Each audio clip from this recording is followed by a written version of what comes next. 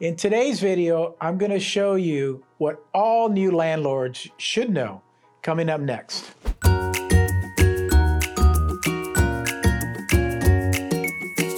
Becoming a landlord for the first time can be a daunting experience.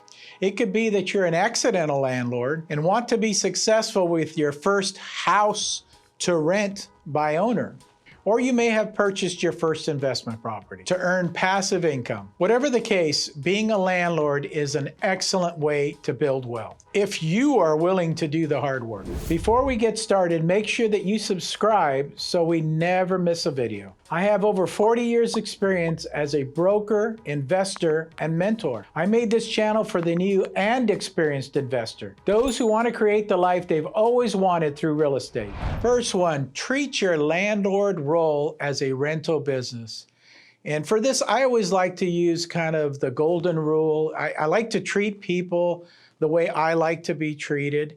So run your business as a business, but treat everybody fairly and honestly, and you'll go a long way in this business. Number two, manage the rental property properly. And by this, I mean, again, this is a business. So should you raise the rents every year? That's really up to you. I do it every couple of years, but don't be like the first-time landlord out there. And I get calls all the time. Hey, Joe, I'm thinking about selling this place, and my tenant's been in there for 15 years, and I've never raised the rent. And it's like, okay. So don't be like that. Renters expect that the rents are going to be going up either each year or every other year. You have expenses that go up every year. So again, treat it like a business. Number three, decide on a method to collect rent. And there are various methods out there. You can literally knock on the door every month and say, hey, here I am. Do you have my money for me? Cash is given, a check is given. If you don't want to go through that trouble, then make arrangements for your tenant to drop the money off at your bank. Provide them with your bank account number, and they can drop the money off there. As long as it's a check, I don't believe that many banks accept cash anymore. So you can do Venmo, you can do Zelle. There's services out there, companies that you can hire that they can directly send it to them. I would never give my home information out to a tenant. That's why I have a P.O. box or an office, and I have my tenants either drop it off at my office or send it to my P.O. box. Any of those would work fine.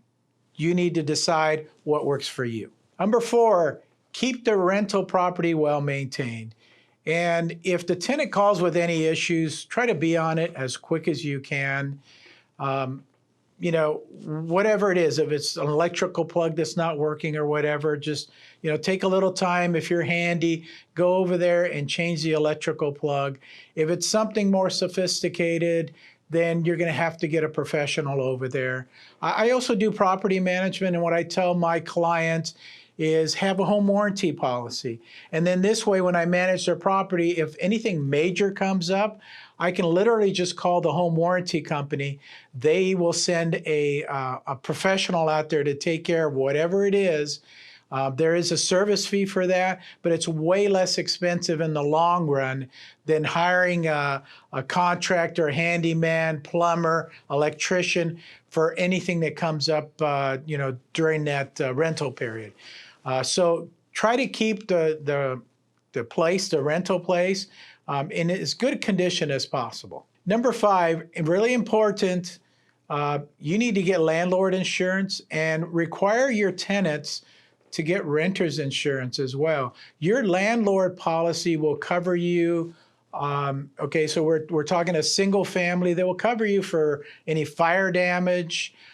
You want to get as much liability as you can. I believe the limit around in California is about $500,000. You can also get an umbrella policy of another $1 million to cover you liability-wise if something happens on a property, slip and fall or whatever. The tenant insurance is just a conversation that you have with the tenant, and you tell them, I've got insurance to take care of my stuff, the structure, everything inside, but my insurance doesn't cover your personal property. So if something happens in here, whether it's, a fault that is mine or yours, you need to get insurance if you want your contents covered. So that's just really the conversation that I have. And I leave it up to them whether they want to get insurance for their personal stuff or not. At least I've given them that information. Regardless of whether your rental property is being used for extra income or as your only source of income, it's vital to manage your rental business correctly. Before your first tenant moves in, it's necessary to sign the lease agreement, collect the first month's rent and security deposit, and conduct a rental inspection with the new tenant. This way you can run a successful rental property business, even if you only have one unit. If you want to see me get a rental property ready to lease, click on this video right here. I do a full walkthrough and show exactly what to look for. If you need help, don't hesitate to reach out. I'll see you on the next one.